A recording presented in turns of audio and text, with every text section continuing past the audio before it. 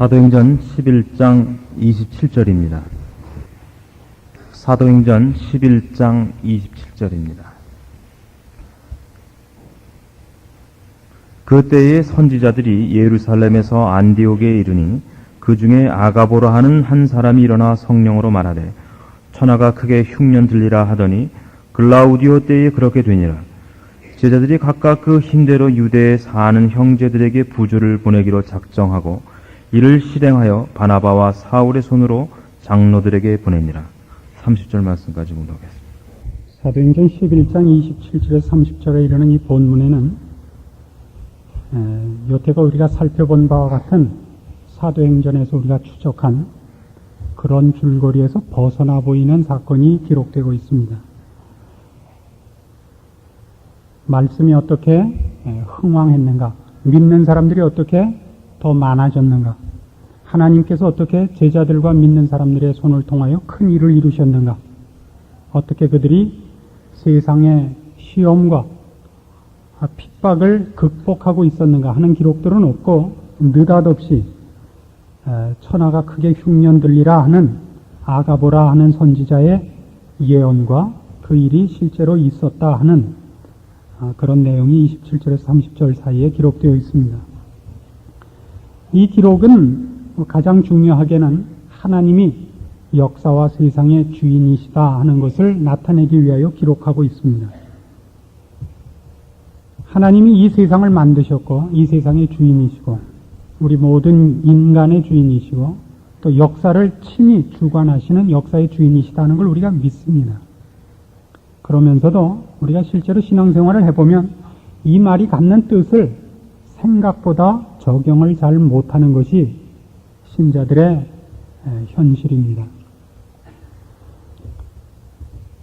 이 별것 아닌 것 같고 여태껏 우리가 살펴본 바와 다른 내용이 여기 느닷없이 등장해야 되는 가장 큰 이유는 이런 것들 때문입니다.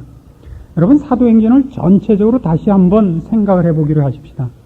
사도행전에서 여러분이 기억하고 있는 사건들과 분위기를 다시 한번 생각해 보십시오. 오순절 성령 강림, 그것으로 인한 충만함, 기쁨, 방언, 안전뱅이의 일어남, 아나니아와 삽비라의 죽음, 사마리아의 회심, 구스네시가 구원받는 일, 여기저기의 기적들이 사도행전에 기록되고 있습니다. 많은 사람들이 예수를 믿어 그 수가 더했다. 말씀은 흥왕해 갔다. 모든 사람이 이 일을 보고 하나님을 찬송했다. 이런 것들이 사도행전에 분명히 우리가 기억하는 분위기고 사건들입니다. 그러나 동시에 여러분이 다시 한번 생각해 보시면 그것과 정반대되는 내용들이 있었던 것도 기억하실 겁니다. 어떻게 유대인들과 제사장들이 이 믿는 사람들이 전하는 예수 그리스도에 대하여 시기가 심했는가? 그래서 어떻게 그 일을 방해했는가? 저들을 붙잡아서 어떻게 감옥에 집어넣는가? 어떻게 스데반이 돌에 맞아 죽었는가? 어떻게 예루살렘에 핍박이 생겨서 제자들을 제외한 모든 믿는 자가 흩어질 수밖에 없었는가?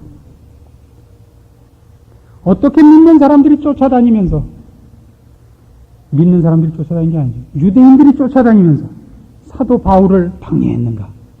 곤란스럽게 했는가? 그래서 사도행전이 무엇으로 끝나죠? 사도 바울이 잡혀서 감옥에 있는 것으로 끝이 납니다.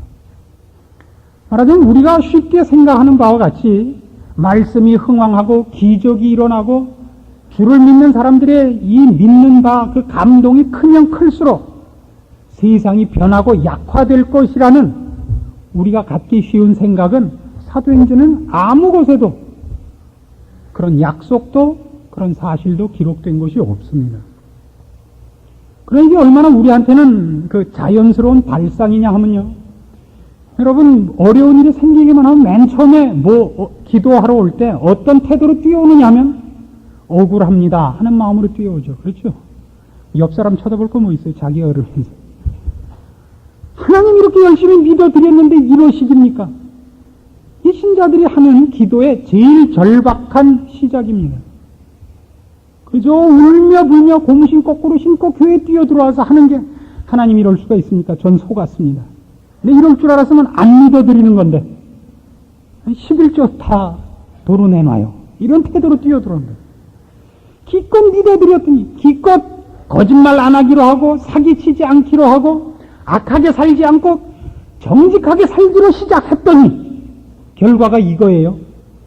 여러분 언제나 이것 갖고 투덜대지 않았습니까? 이거야말로 바로 이 본문을 여러분들이 오해하고 있는 데서부터 일어나는 부작용들입니다. 여러분이 예수를 얼마나 잘 믿고 얼마나 진실된 마음을 갖고 살고 있는가 하는 것이 여러분의 삶에 환난이 없어지고 고통이 없어지고 우는 일이 없어진다는 보장으로는 약속되어 있지 않습니다. 쉽게는 이런 경험을 여러분이 다 가지셨을 겁니다. 보통 한 가정에 부부가 다 믿는다는 일이 이렇게 쉽지가 않습니다. 보통 여자분들이 먼저 믿고 남편들이 나중에 믿는 수가 그런 경우가 허다한데 부인이 이제 처음에 예수를 믿고 나면 남편을 괄세를 해요. 이 세상밖에 모르는 불쌍한 사람 뭐 이래가지고 남편을 정신적 종교적으로 격렬하게 일습니다. 남편이 별 웃기는 여자다 있다 이렇게 이제 처음에 생각을 하다가 제가 남편이 하는 일은 뭐든지 다 핍박이고 무지한 행위고 다 그렇다 이거죠. 그러다 이제 신앙이 조금 좋아져서 이제 잘하기 시작을 해요. 그럴 게 아니라 내가 믿어서 남다른 게 뭐냐? 안 믿는 남편이지만 잘하자. 그래서 이제 옛날보다 더 잘하고 더 열심히 하고 그러면 남편이 좋아지는 게 아니라 아 요거 만만하다 이렇게 되죠. 그 옛날에 부인이 성깔 팍팍 부릴 때는 아이 교회 나가라. 신방이나 다녀라. 그래서 조용할 수만 있다면 교회 가서 뭐 집사를 하든 장로를 하든 목사를 하든 뭐가 뭔지 모르니까 아무거나 해라. 이런 마음으로 관대하다가 남편이 부인이 잘하기 시작하면 그 다음부터는 배짱인 겁니다. 너 예수 믿으면 나한테 화 못 내지? 이렇게 성질을 살살 부리기 시작한다 이거예요. 그러면 이제 그 부인은 억울하죠. 하나님, 옛날에 제가 마귀 친구같이 굴 때는 남편이 고분고분했는데 이제 천사 친구가 됐더니 남편이 개차반이다 이거예요. 이럴 수가 있느냐 이거예요. 저는 억울해서 옛날로 돌아가겠다 이겁니다. 이건 성경에 약속되어 있지 않은 것들입니다. 그런데 우리는 그것이 마치 성경에 약속된 당연한 보상인 것처럼 요구하고 그것에 걸려 넘어집니다. 사도행전에 기록된 복음의 흥황이 하나님 나라의 확장이 세상의 변화나 그것을 믿는 사람들의 대접이 좋아졌다는 것으로는 절대 연결되어서 기록되어 있지 않습니다. 오히려 그 반대입니다. 바로 이 문제 때문에 오늘 이 본문은 우리에게 많은 생각을 해야 되는 본문으로 등장을 합니다. 그러면 하나님이 이 세상과 역사에도 주인이시라면서 예수 믿는 사람에게 왜 환난과 고통을 면하게 안 해주느냐 하는 문제가 금방 생겨납니다. 예수 믿는 가치가 뭐냐? 예수 믿는 이익이 뭐냐? 그런 것입니다. 예수를 믿는 것이 세상에서 당하는 환난과 고통을 면하는 것이 아니라면 자칫 잘못하면 이런 오해로 금방 빠질 수 있습니다. 세상이라는 악한 권세와 하나님이라는 권세가 대등한 차원에서 싸우는 것으로 오해할 수 있습니다. 이 세상은 악한 것들이 주장하고 있고 악한 것들이 그 세력을 갖고 있는 데인 것은 사실입니다. 그러나 그것도 하나님 허락하에 그렇습니다. 이것과 똑같죠. 천국은 누가 다스립니까? 하나님이 다스립니다. 지옥은 누가 다스립니까? 사탄이 다스린다 그러는 사람이 있더라고요. 지옥도 하나님이 다스립니다. 지옥은 하나님이 진노의 대상자들을 가두어 벌 주기 위한 하나님의 벌 주는 장소입니다. 지옥을 사탄이 다스리지 않습니다. 그러니까 세상에 죄악이 관영하고 불의한 것들이 득세하고 믿는 자들과 정당한 자들에 대하여 이 세상이 환난과 핍박을 안겨준다고 해서 그것이 세상 혼자서 그러고 있는 일이라고 생각지 말아달라 이겁니다.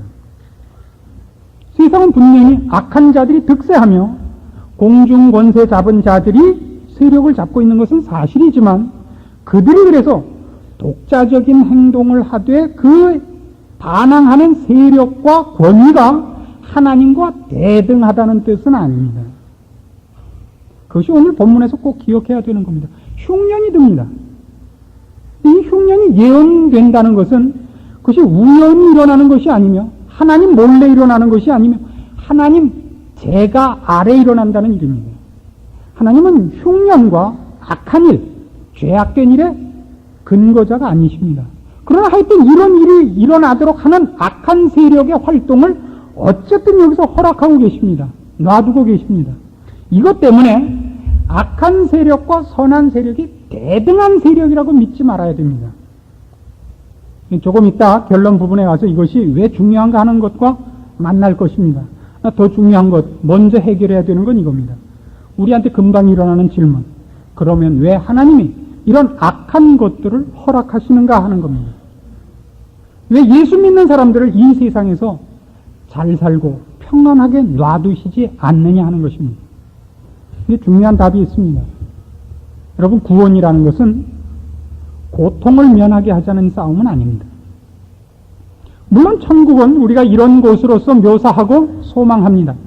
다시는 전쟁이 없는 것, 슬픔이 없는 것, 눈물이나 애통하는 것이나 곡하는 것이나 이별하는 것이나 죽음이 없는 것입니다. 그것이 천국입니다. 그러나 그런 의미에서 천국이 이 세상의 모든 환난과 고통 같은 것이 없는 곳으로서 그 묘사를 하고 있는 것은 아닙니다.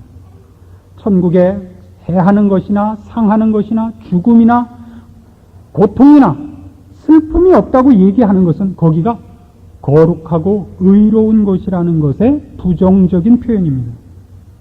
구원은 고통이 없는 장소로 가는 것이 아니라 거룩하고 의로운 곳이며 거룩하고 의로워져서 가야 되는 것입니다. 그리고 이 거룩과 의를 완성하기 위하여 인간은 환난과 고통을 통과해야 된다고 성경은 언제나 한결같이 주장합니다. 여러분, 자녀들 키우는 생각을 하시면 금방 이해가 갑니다. 자녀를 키우는데 두 가지가 필요합니다. 하나는 배워야 할 공부 내용이고, 그리고 하나는 아무리 때려도 부러지지 않는 막대기입니다. 이 두 가지 없이는 자녀를 훌륭하게 키울 재주가 없습니다. 제가 제 자식을 때릴 때는 잘 안 부러지는데 제 아내가 때리면 잘 부러집니다. 저도 잘 모르겠는데 여자가 남자보다 손이 맵다, 이렇게 저는 생각을 하고 있습니다. 여러분, 자녀를 지금 어떻게 키우십니까? 말로 키우십니까? 안 됩니다. 두들겨 패는 방법 외에는 아무것도 없습니다. 왜요? 인간은 출발이 죄인이기 때문입니다. 인간은 선인으로 출발하지 않습니다. 첫째는 말을 알아듣지 못하기 때문이고, 둘째는 알아들어도 그것을 행할 만큼 성실하지 않습니다. 다행인 것은 아무리 패도 애들은 그렇게 쉽게 죽지는 않습니다. 패고 패서 고쳐내야 됩니다. 하나님이 우리 앞에 환난과 고통을 두시는 가장 큰 이유가 뭐냐? 이렇게 하기 위해서입니다. 의와 거룩으로 완성하시기 위해서입니다. 시편 119편에 가보시면 거기 이 시편 기자가 저의 삶의 경험을 통하여 분명하게 이 문제를 고백하는 장면이 나옵니다. 시편 119편 67절입니다. 고난당하기 전에는 내가 그릇 행하였더니 이제는 주의 말씀을 지키나이다. 71절, 고난당한 것이 내게 유익이라. 이로 인하여 내가 주의 율례를 배우게 되었나이다. 말로 사람은 알아들을 만큼 선하고 의롭고 능력 있지 않습니다. 이것이 우리가 이 환난을 통과해야 되는 가장 첫 번째 이유입니다. 하나님은 이 세상과 역사의 주인이십니다. 근데 그 어렵고 거칠고 우리에게 고통스러운 이 인생길을 완화시켜 주시지 않습니다. 오늘 본문식으로 얘기하면 흉년이 들자 누구까지도 타격을 받느냐 하면 신자들도 타격을 받더라 이겁니다. 흉년 들면 안 믿는 사람은 다 굶고 신자들은 다 살찌고 그런 법은 없습니다. 비가 오면 안 믿는 사람들은 우산을 받아도 비 맞고, 믿는 사람들은 우산 안 들어도 안 맞고, 한번 비 올 때 나가서 보십시오. 그렇게 되나 안 되나. 그런 식으로는 하나님은 신자들을 위하여 무슨 배려를 하시거나 약속을 하신 적이 없습니다. 이 문제가 우리에게 왜 그렇게 중요하냐 하는 것을 우리가 기억할 필요가 있습니다. 뭐 때문에 중요하냐 하면 이것이 결국 신자의 신앙생활의 중요한 원리와 목표가 되기 때문입니다. 근자에 이르러 한국교회의 종말론에 관한 여러 가지 얘기들이 횡행하고 있음을 봅니다. 특별히 휴거 문제와 주님의 재림의 날짜에 관한 문제들 중에 정당한 얘기가 거의 10% 미만입니다. 거의 다 옳지 않은 얘기들이 시중에 횡행하고 있습니다. 여러분들도 혹시 그 문제에 저촉됐을까봐 오늘 이 본문을 빌어서 그 문제에 관한 말씀을 좀 연결하려고 합니다. 휴거 문제를 생각할 때 제일 시중에 많이 퍼져서 사람들을 미혹해 하는 것이 뭐냐 하면 마지막에 있을 대환란과 연결된 휴거에 관한 얘기입니다. 이게 환란과 연결됐기 때문에 오늘 우리 본문과 밀접한 관계를 가집니다.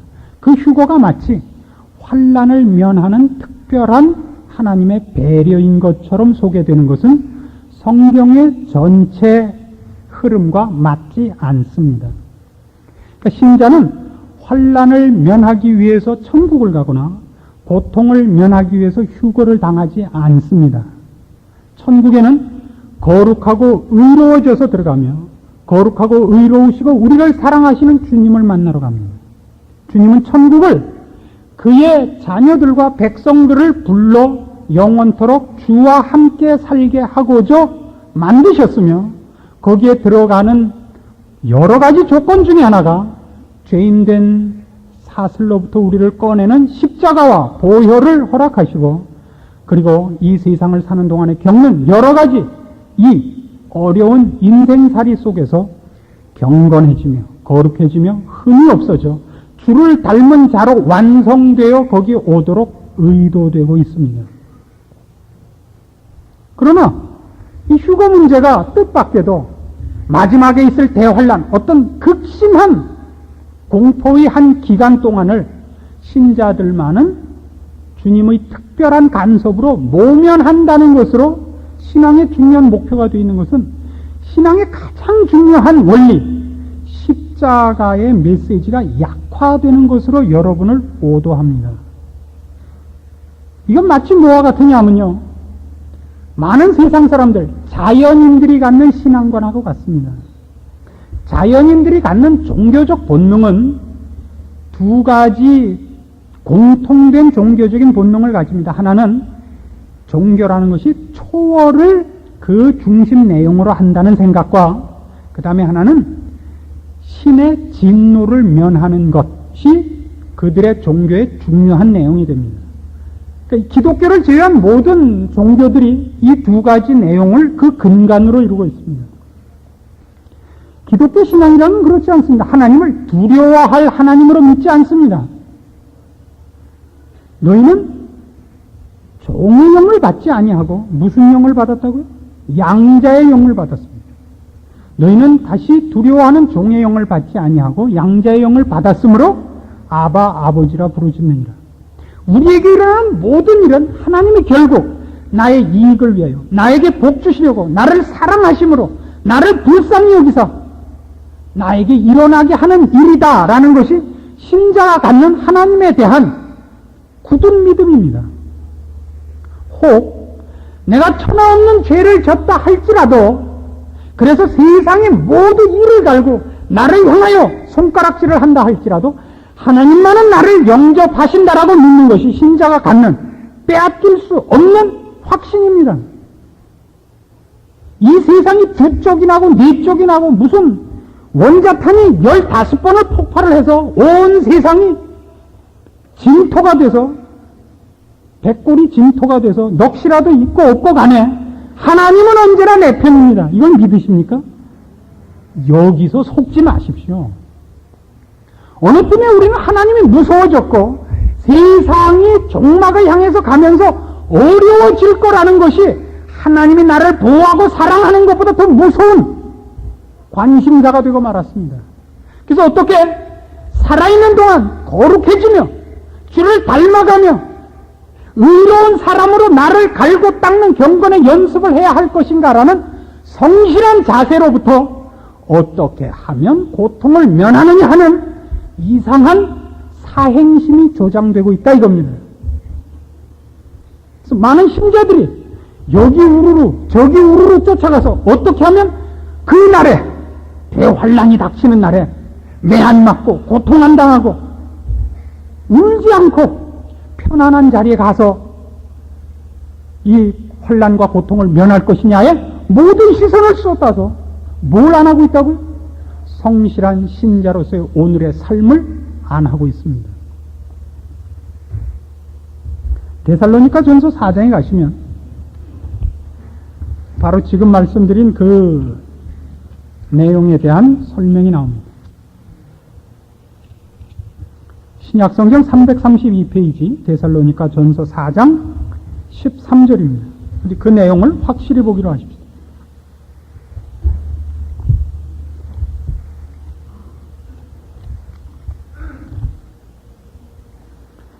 형제들아, 자는 자들에 관하여는 너희가 알지 못함을 우리가 원치 아니하노니 이는 소망 없는 다른 이와 같이 슬퍼하지 않게 하려 함이라.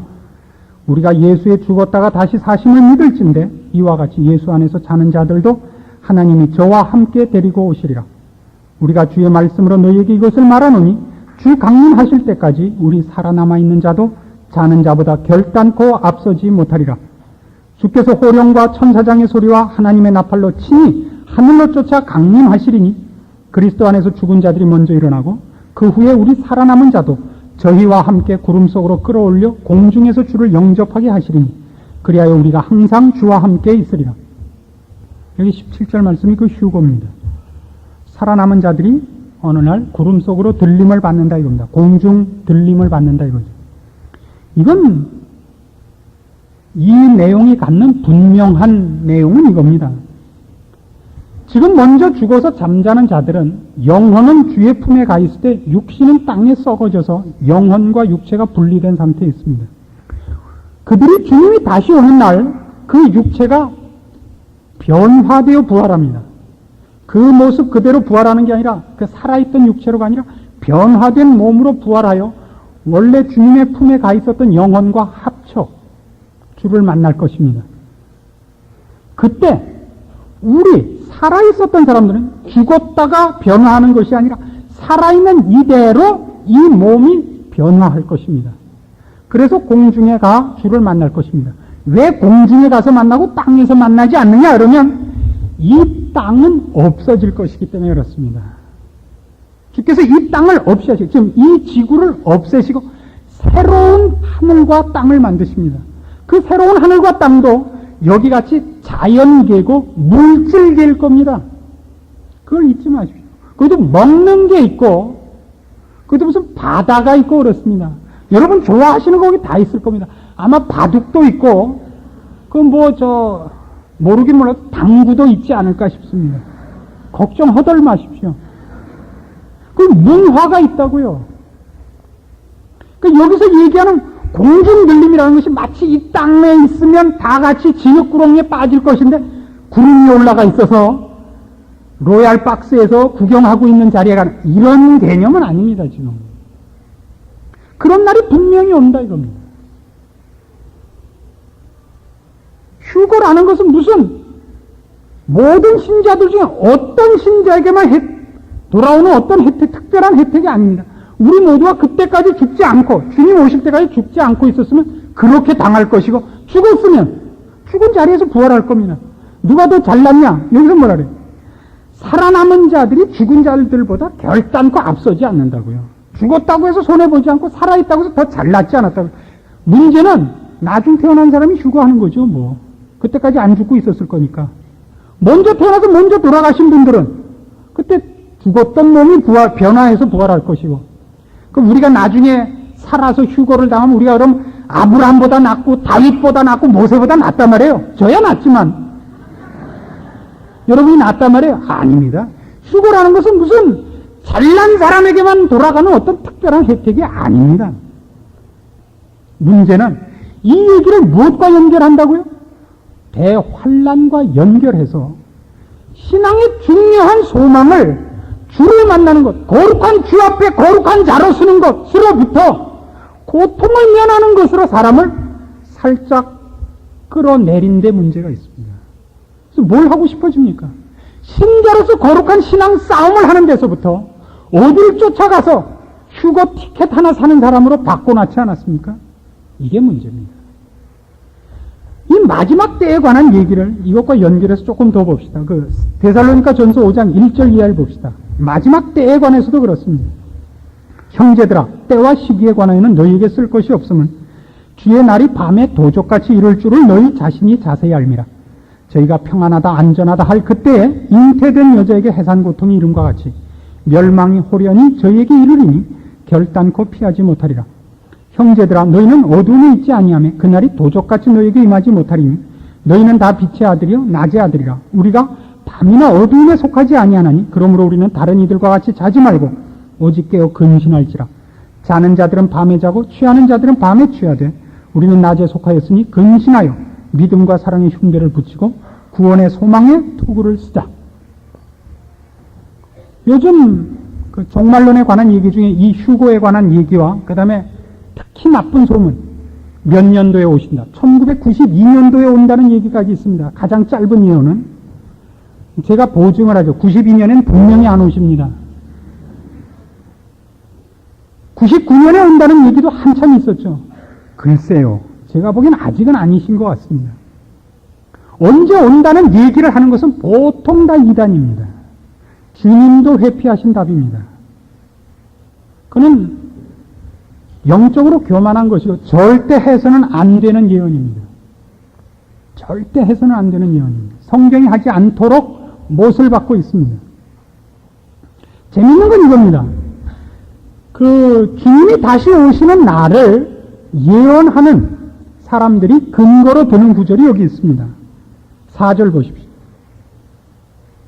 형제들아, 너희는 어두움에 있지 아니하며 그날이 도적같이 너희에게 임하지 못하리라 하는 말씀입니다.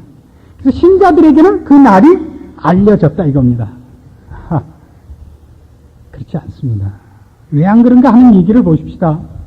세상 사람들은 왜 모르죠? 밤에 도적같이 이르기 때문입니다. 그래서 왜 세상 사람들이 모르느냐 하는 얘기를 저들에 대해서 이렇게 합니다. 저희는 어두움에 있기 때문입니다. 그럼 우리는 왜 알죠?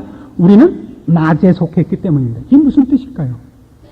우리는 이 식으로 예를 들면 도적이 온다는 걸 아는 사람이고 세상 사람은 도적이 온다는 걸 모르는 사람입니다. 성경적인 용어를 쓰자면 우리는 내세가 있음을 알며 이 세상이 끝이 있다는 걸 알며 주님이 다시 오는 걸 알고 하나 더 나가서 우리가 죽으면 주를 만나야 된다는 걸 압니다. 주님이 언제 오시느냐 이전에 우리가 죽는 날 주를 대면해야 됩니다. 주님이 내년에 오시면 어떡할 겁니까? 왜 도대체 거기에 관심이 많으십니까? 내년에 오면 다 팔아서 1년 동안 다 먹자 이거죠. 100년 후에 오시면 괜찮다 이거고요. 여러분이 이 예배 마치고 돌아가시는 중에 영원히 돌아가신다는 보장이 안 돌아가신다는 보장이 없습니다. 그죠? 사람은 주님이 오시는 날 끝나는 것이 아니라 자기가 죽는 날이 개인적으로는 종말입니다. 거기에 주님이 언제 오시느냐 하는 것이 그의 인생을 변화시킬 아무런 조건이 되질 않습니다. 제가 이 설교 마치고 저녁 예배에 온다는 보장이 없습니다. 언제 돌아가실지 모릅니다. 특별히 이런 서울에 사는 이상 언제 자동차가 받을지 모르는 이 땅에서 그럼 약속할 수 없습니다. 그런 것들은 아무 의미가 없습니다. 여기서 말하는 바는 이겁니다. 우리에게는 왜 도적 같지 않느냐? 올 것을 알고 있기 때문입니다. 언제라는 것을 안다는 의미에서 안다는 뜻이 아닙니다. 온다는 걸 알기 때문입니다. 그래서 우리는 낮에 있습니다. 밤에 있는 자들은 어떠냐면 7절 자는 자들은 밤에 자고 취하는 자들은 밤에 취하되 우리는 낮에 속했습니다. 저들은 여기가 전부인 줄 아는 무지한 자들이다 말입니다. 영원과 내세와 하나님을 모르는 무지한 자들이에요. 그래서 밤에 속했다 그럽니다. 앞을 못 본다 이거예요. 그러니까 어떻게 사냐면 이 땅이 전부요 자기 한평생이 전부인 줄 알고 그걸 전부 목표로 해서 삽니다.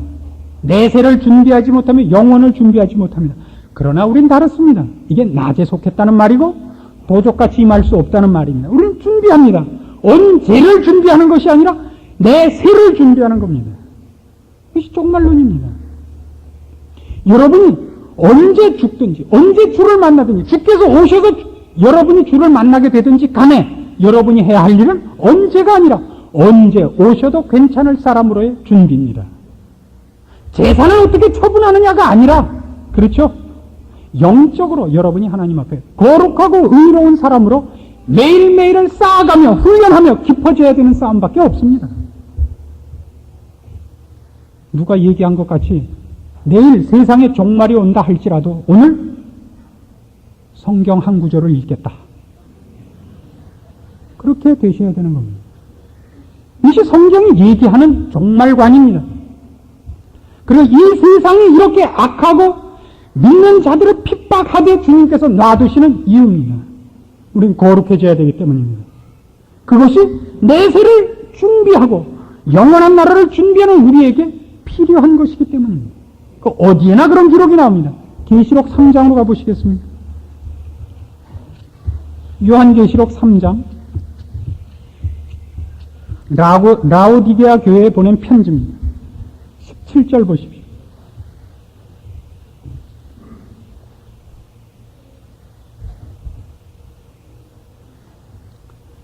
네가 말하기를 나는 부자라 부요하여 부족한 것이 없다 하나 네 곤고한 것과 가련한 것과 가난한 것과 눈먼 것과 벌거벗은 것을 알지 못하도다. 내가 너를 권하노니 내게서 불로 연단한 금을 사서 부요하게 하고 흰옷을 사서 입어 벌거벗은 수치를 보이지 않게 하고 안약을 사서 눈에 발라 보게 하라. 이 라오디게아 교회는 말이죠, 오늘날 현대교회하고 아주 흡사합니다. 여러분도 예외가 아닙니다. 오늘날 예수 믿는 사람들의 최고의 약점이 뭐냐 그러면 이 배부르게 된 것과 이 세상 사는 것이 재미있어진 것이 가장 큰 문제입니다. 게다가 예수까지 믿는 겁니다. 이것같이 지금 큰 병은 없습니다. 그래서 요즘 신자들을 대하면 영적인 갈급함이 없습니다. 이만하면 됐다 하는 생각을 합니다. 남한테 해 끼치지 않고 살고 내가 성실하게 노력해서 내 돈 벌어서 내 자식 잘 키우고 나 하고 싶은 거 하고 특별한 죄를 짓지 않았다는 생각 때문에 여러분은 여기 있는 식으로 나는 부자라 부요하여 부족한 것이 없다고 생각할 수 있습니다. 게다가 좋은 교회, 좋은 목사까지 만났으니 큰일입니다.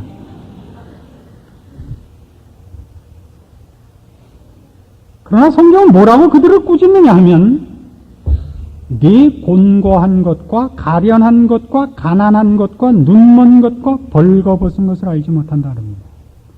영적으로 우리가 꼭 지금 부유하다고는 장담할 수 없습니다. 제 생각에는 우리나라가 지금보다 좀 많이 가난해질 필요가 있다고 생각합니다. 지금 많이들 걱정을 합니다. 요 한 10년만 한국 사회가 좀 조용해지고 노사 분규나 이런 것이 한 몇 년만 좀 참아준다면 한국 경제가 성큼 발전해서 이 1등 국가에 낄 것이다 이겁니다. 전 싫습니다. 전 뭐 정치가도 아니고 경제가도 아니고 전 목사로서 이렇게 얘기를 하는 겁니다. 싫습니다. 이렇게 망해서 1960년대 후반쯤 경제 상태로 가는 것이 제일 좋습니다. 1년에 생일날하고 졸업식, 입학식 때만 불고기 한번 먹는 때가 좋았습니다. 가난하고 먹고 사는 게 바쁘면 여러분은 죄질 틈을 조금 덜 가지게 됩니다. 고단해야 되거든요. 그럼 죄질 여유가 없어요. 지금같이 돈 많고 시간 많으면 여러분이 만들어내는 건 모두 죄입니다. 점점 죄가 더러워진다는 걸 아셔야 됩니다. 점점 타락하고 점점 미치광이 짓으로 갑니다. 점점 더 이기주의로 가며 자기밖에 모르게 되고 무정해지고 다른 사람을 인정하지 않으며 인간미라는 것은 조금 더 남지 않은 이상한 파충류 같은 게 될 겁니다. 이미 그렇게 됐고 서구 사회는 물론 그 병에 이미 걸린 지 오래됐습니다.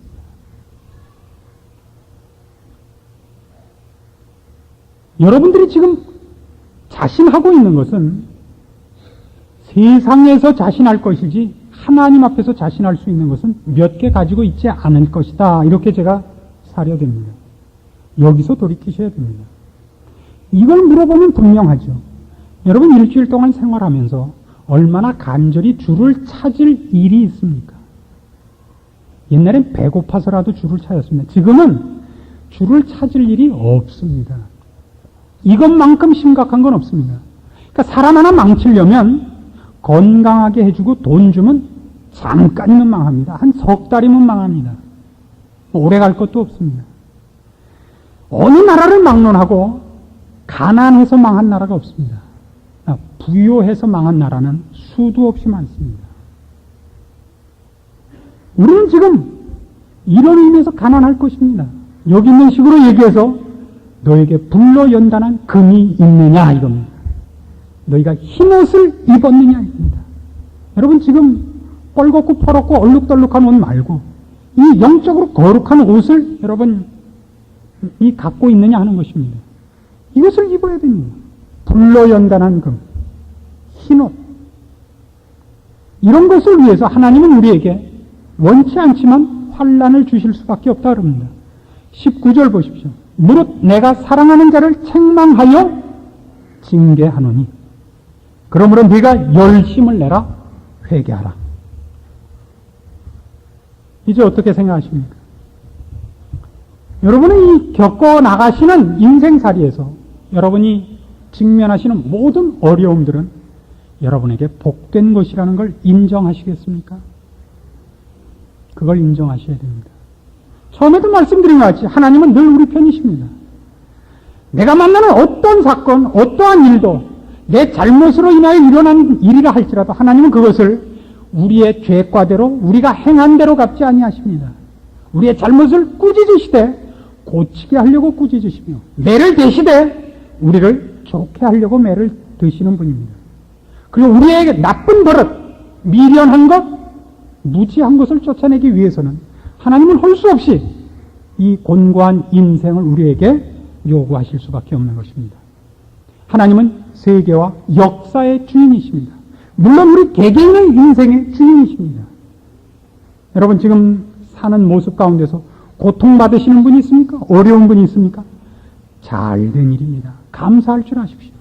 그 속에서 여러분이 불로연단한 정금같이 만들어진다는 것을 믿고 기다리십시오. 여러분 편안하십니까? 조심하십시오. 조심하십시오. 여러분 지금 부족한 것이 없습니까? 조심하십시오. 지금 여러분 마약 먹고 정신이 몽롱해 있는 것일 겁니다. 편안한 것일 리가 없습니다. 영적으로 경건하고 깨어 근신하는 자치고 살찐 사람을 제가 본 적이 없기 때문입니다.